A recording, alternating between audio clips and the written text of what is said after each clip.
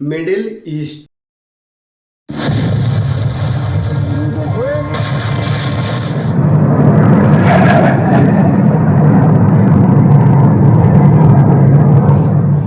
And in Gaza, hundreds of thousands of Palestinians are returning to what's left of their homes as Hamas ceasefire with Israel holds. Destruction as far as the eye can see. ये वही जगह है जहां से इस modern civilisation की शुरुआत हुई थी, जहां हमारे पूर्वजों ने पहली बार अपने लिए घर बनाए थे, पहली बार जानवरों को पालना सीखा था, जहां हमने खेती बाड़ी का आविष्कार किया। फिर आज वही रीजन दुनिया का सबसे कॉन्फ्लिक्टेड जोन क्यों है?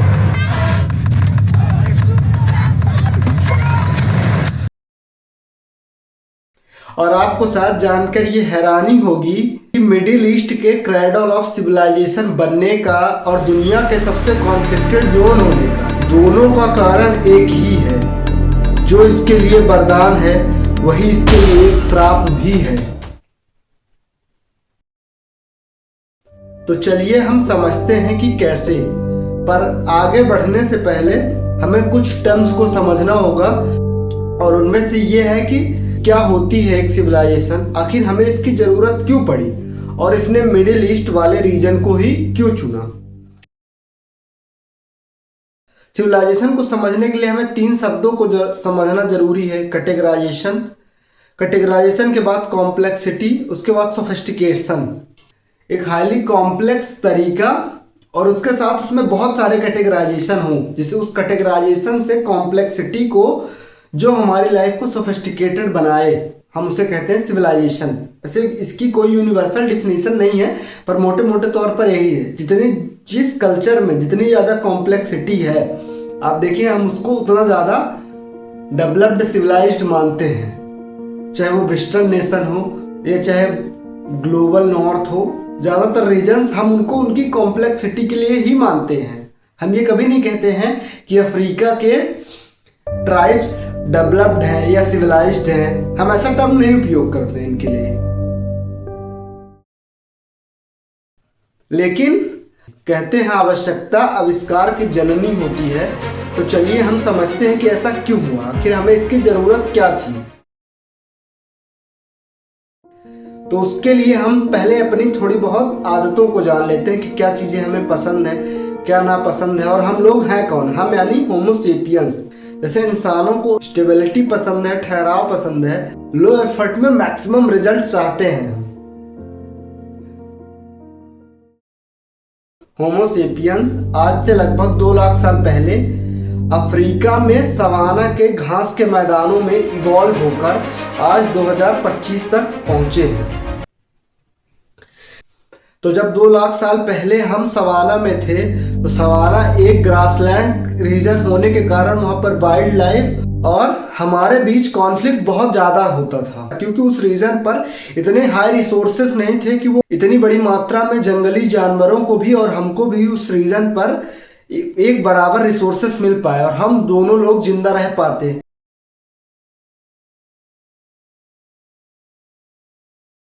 वहां पर लो रिसोर्स और हाई कंपटीशन की वजह से हमारे दिमाग में ये बात आ चुकी थी कि एक चीज अगर जो हमारी एक सबसे बड़ी प्रॉब्लम है खाना, फूड सिक्योरिटी, हम उसी के लिए पूरे पूरे दिन, साल, महीनों, लाखों लाख साल तक हम उसके पीछे ही भागते रहें, चलते रहें।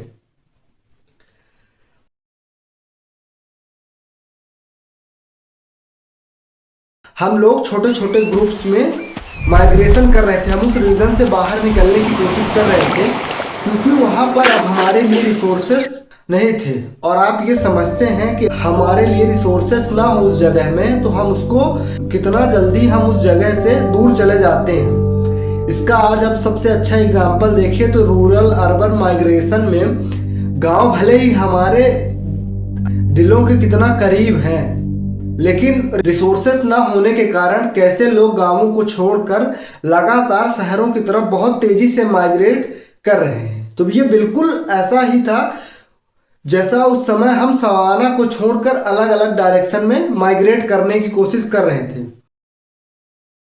लेकिन उस समय आज से लगभग 25,000 साल पहले अर्थ अपने आखिरी आइस स्टेज के एकदम एंड पर था। तो आखिरी आइस स्टेज पर हायर और लोअर लैटिट्यूड्स के रीजन में बहुत ज़्यादा क्लाइमेट हार्श था, वहाँ पर ठंड बहुत ज़्यादा थी। तो उस रीजन की तरफ जब भी हम जाने की कोशिश करते तो टेम्परेचर एकदम अनबियरेबल हो जाता हमारे लिए, वहाँ पर रहना रुकना बिल्कुल इम्पॉसिबल सा हो जाता था।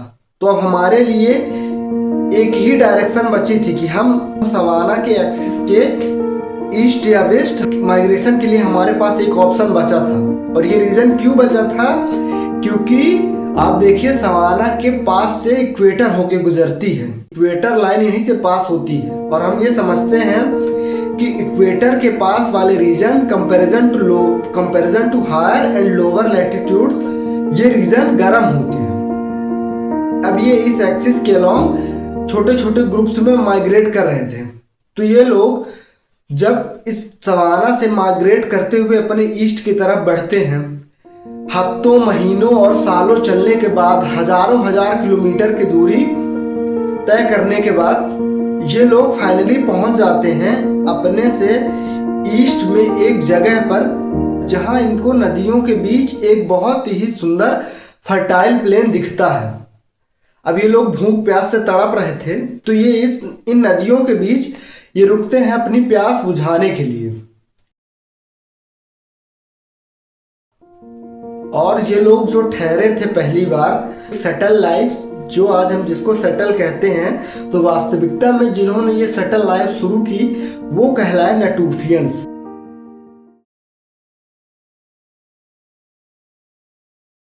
नटूफियंस वो पहले लोग थे, वो पहला ग्रुप था, वो पहला कल्चर था जिन्होंने आज मॉडर्न लाइफ की शुरुआत की थी। The Natufian culture was a group of people that lived in this part of the world, today's Israel, Lebanon, Syria, the Levant, around 15,000 to 11,000 years ago.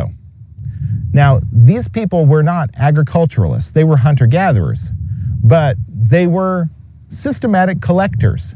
तो उसके लिए हम पहुंचे जब मिडिल ईस्ट, तो यहाँ की जो रिवर्स थी वो एकदम बिल्कुल हमारे लिए जीवन रेखा की तरह बनी। इन पर हमने फिश, मोलस्क और तरह तरह के एक्वेटिक एनिमल का लगभग जो हमें ईयर अराउंड मिलते थे, क्योंकि ये नदियाँ साल भर बहने वाली थी। तो हमें जो रिसोर्सेज की अवेलेबिलिटी थी, हमें उसके लिए खाने के लिए ज़्यादातर माइग्रेट नहीं करना पड़ता था बहुत दूरी। जब तक हमें एक्वेटिक एनिमल्स मिलते तब तक तो ठीक है, या फिर हमारे आसपास फल भी रहते तो हम उनसे भी अपना गुजारा करने की कोशिश करते थे।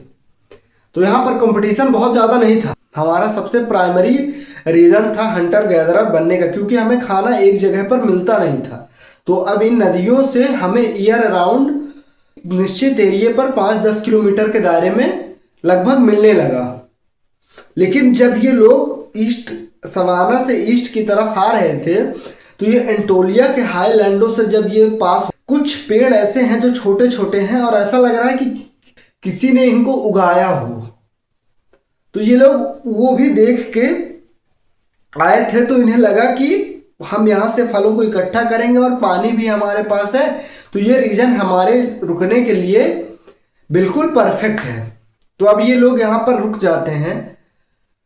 लेकिन जब ये उन पौधों को इकट्ठा करने जाते तो वो गेहूं के पौधे, उनके अनाज वहीं पर गिर जाते ज़मीन में, क्योंकि ज़्यादातर वाइल्ड वीड्स की जो कैटेगरी होती है इमेर की, इमेर एक जंगली गेहूं का पौधा है जिसको अगर आप इकट्ठा करने जाओ कटाई के समय तो ज़्यादातर उसके पार्ट्स वहीं पर, ज़्यादातर उसके सीड्स वहीं पर गिर जाते हैं, क्योंकि उसका रैचिस इतना स्ट्रांग नहीं होता है।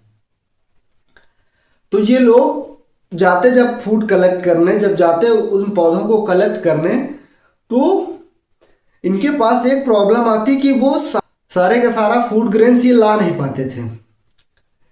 तो जो इन्हें इकट्ठा मिलता, जो इन्हें लाने लायक मिलता है, जो जिसकी सीड बेयरिंग पार्ट थोड़ा मजबूत होता है, ये उसको लाते। और उस फर्टाइल क्रेसेंट में ये नदियाँ टाइग्रिस और यूफ्रेट थी जिन्होंने पहली बार सिविलाइजेशन बसाई थी। तो ये नदियाँ अपने फ्लड प्लेन्स में मानसून सीजन में ये एक बहुत बड़ा वास्ट फर्टाइल प्लेन बनाती थी।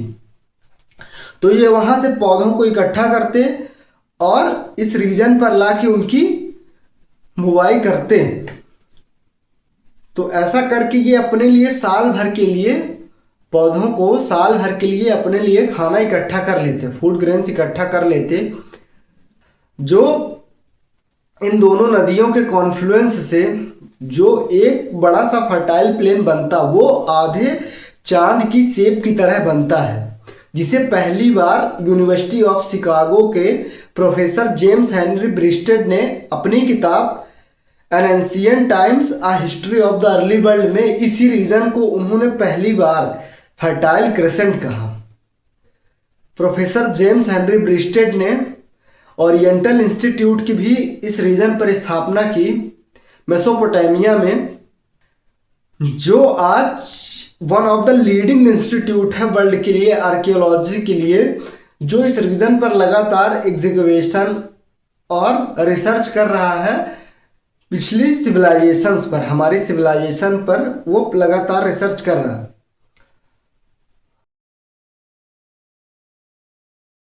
जब नटुफियंस ने सेटल लाइफ शुरू कर दी, तो ये बात जब दुनिया के अलग अलग कोनों में पहुंची, तो यहाँ पर डिफरेंट ग्रुप्स के लोग आने शुरू हुए और आके वो भी बसने लगे।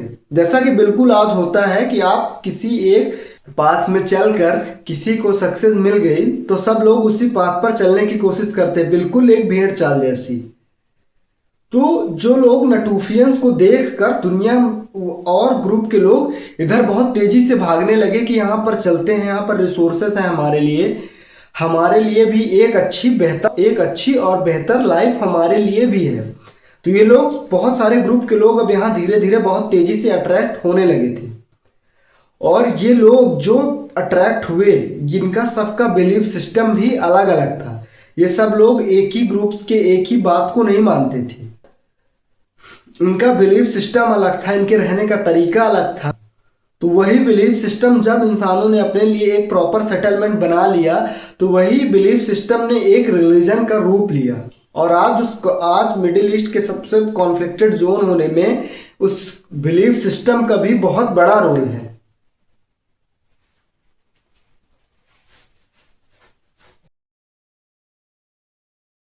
आप देखिए कि हर एक सिविलाइजेशन एक प्रोसेस है, ये एक ग्रेजुअल प्रोसेस है जो अचानक एक दिन नहीं आई है। ये लॉन्ग पीरियड ऑफ टाइम का इवोल्यूशन है जो आज हम इतना सब कुछ देख रहे हैं।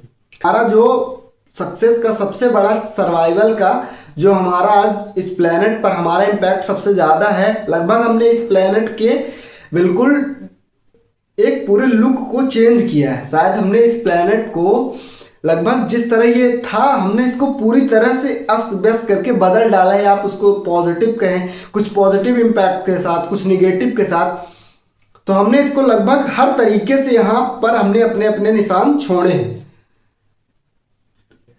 तो इस कहानी को हम दो टर्म से समझेंगे। पहली बार हम मिडिल ईस्ट को समझेंगे एक वरदान के नजरिए से कि कैसे ये दुनिया का सबसे प्रॉस्पेरस रीजन है इन टर्म्स ऑफ रिसोर्सेस, और ये कैसे दुनिया का सबसे है कष्ट रीजन भी है उसके रिसोर्सेस की वजह से ही। मेसोपोटामिया को क्रेडल ऑफ सिविलाइजेशन कहा जाता है, तो इन नदियों की वजह से ही इसे मेसोपोटामिया कहा गया। मेसोपोटामिया का मतलब होता है लैंड बिटवीन रिवर्स।